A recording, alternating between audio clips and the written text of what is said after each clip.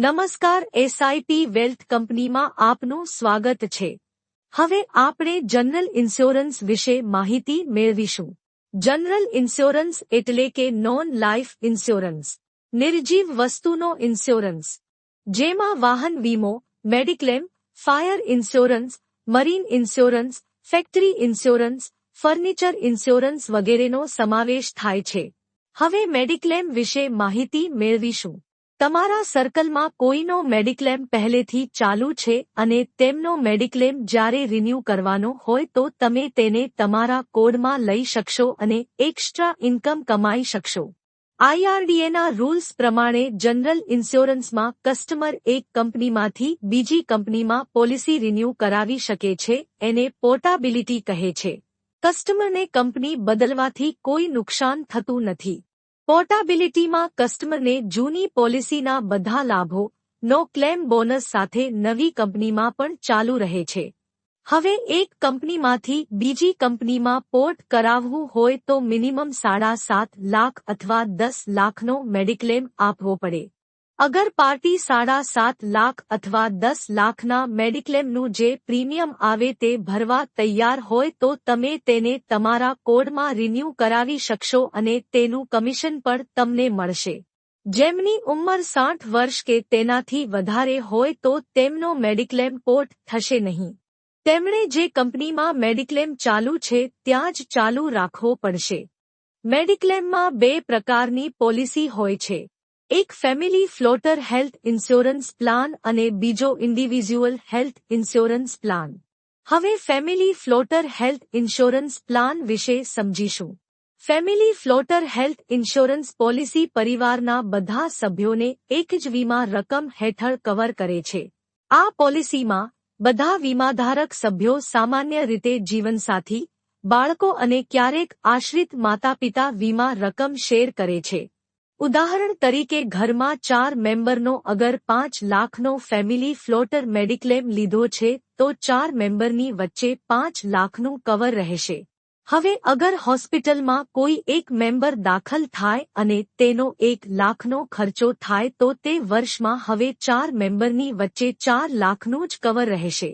એમ અગર કોઈ મેમ્બરનો જે તે વર્ષમાં 5 લાખ રૂપિયાનો ક્લેમ લઈ લીધો તો હવે તે વર્ષ માટે 4 મેમ્બરની વચ્ચે મેડિક્લેમનું કવર મળશે નહીં।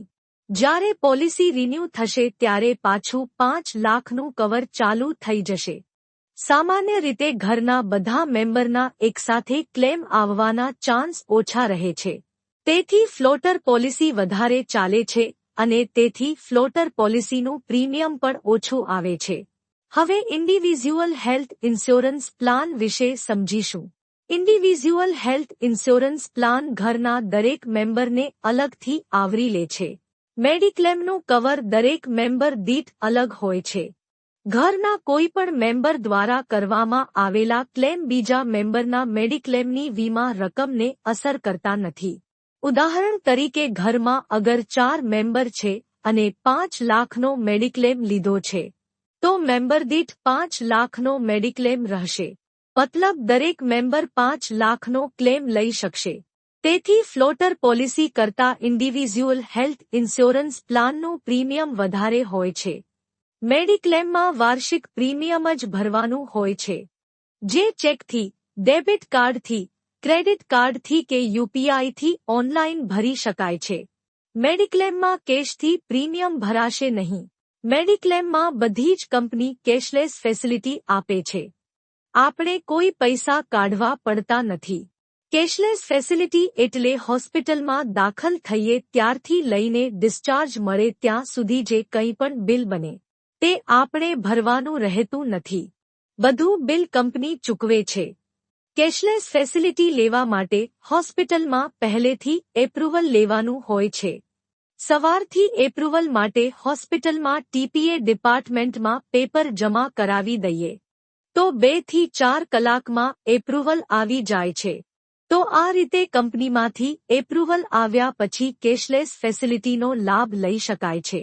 જ્યારે હોસ્પિટલમાં ઇમરજન્સીમાં તાત્કાલિક દાખલ થવું પડે એવી કોઈ પરિસ્થિતિ હોય અને કેશલેસની પ્રોસેસ માટે સમય ન હોય ત્યારે પહેલા બિલ પેશન્ટે ચૂકવવાનું હોય છે અને ડિસ્ચાર્જ મળ્યા બાદ ક્લેમના પૈસા કંપનીમાંથી મળી જાય છે.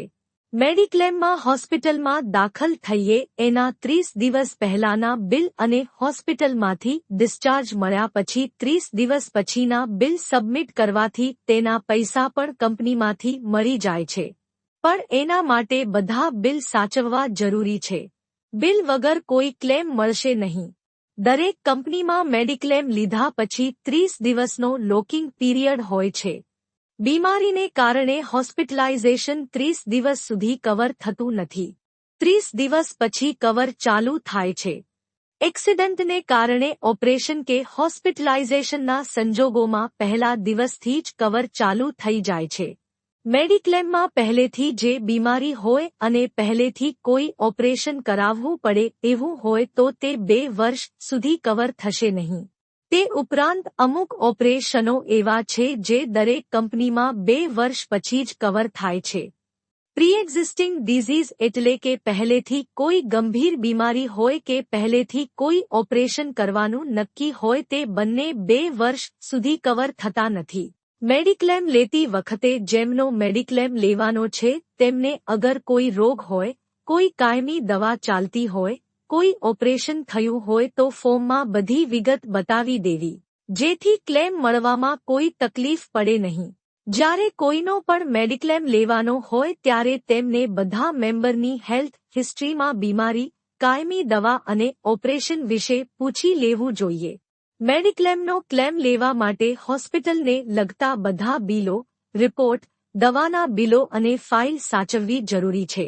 હવે જે લોકોનો મેડિક્લેમ નથી અને મેડિક્લેમ લેવા માંગતા હોય તો જેટલા મેમ્બરને મેડિક્લેમમાં સમાવવાના હોય તે બધાના ફોટા, આધાર કાર્ડ, મુખ્ય વ્યક્તિનો પાન card, cancel check, email, mobile number અને નોમિનીનું નામ, સગપણ અને જન્મ તારીખ લેવાની રહેશે.